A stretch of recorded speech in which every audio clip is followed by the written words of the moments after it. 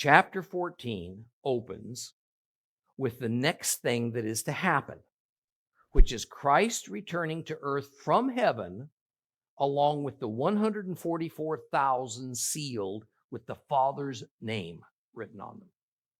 Now, this seal not only identifies them as belonging to God in the same way that the mark of the beast identifies those who wear it as belonging to Satan, but the seal affords them protection from the fury of the devil and his cronies, the Antichrist and the false prophet. And I'm going to remind you that the 144,000 are Israelites, no doubt Israelites that are saved.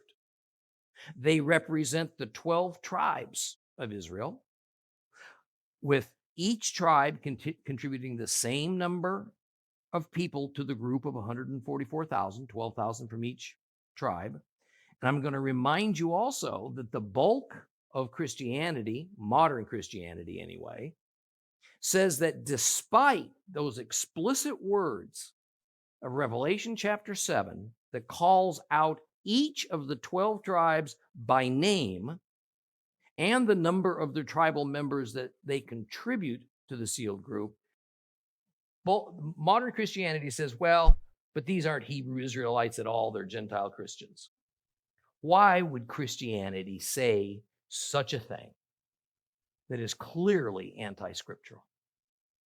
Because it is a basic faith principle of most Christian institutions that God has forsaken Israel and turned over all of their promises and blessings to the Christian church. This is what is today called replacement theology, or the more academically minded supersessionism. Christ and the 144,000 now appeared just suddenly on Mount Zion in the flesh, or at least in some type of perfected, incorruptible flesh, and with a new nature, a new spirit, with their old human nature having been vanquished upon their death and their subsequent presence in heaven. Their completed perfection is explained to us in verses 4 and 5. Exactly 7 attributes that speak of perfect wholeness are listed.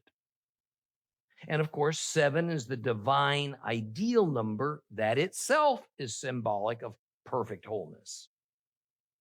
We spent significant time last week going over each one of these 7 attributes and what they mean, so you can review that for yourself.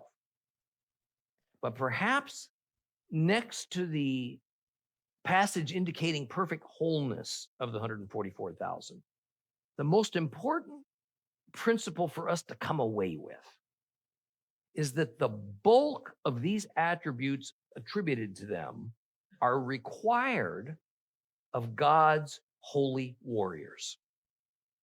So they are prescribed in what is called in the law of Hrem, the law of the band. So these 144,000 are the vanguard of God's holy army that will fight the final battles of God's holy war on earth.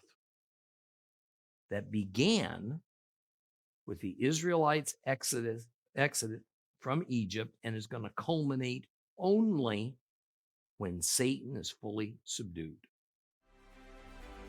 For more teachings of real Bible study and to rediscover God's Word with Tom Bradford, visit Torah Class today on the web, streaming TV, or download the Torah Class mobile app.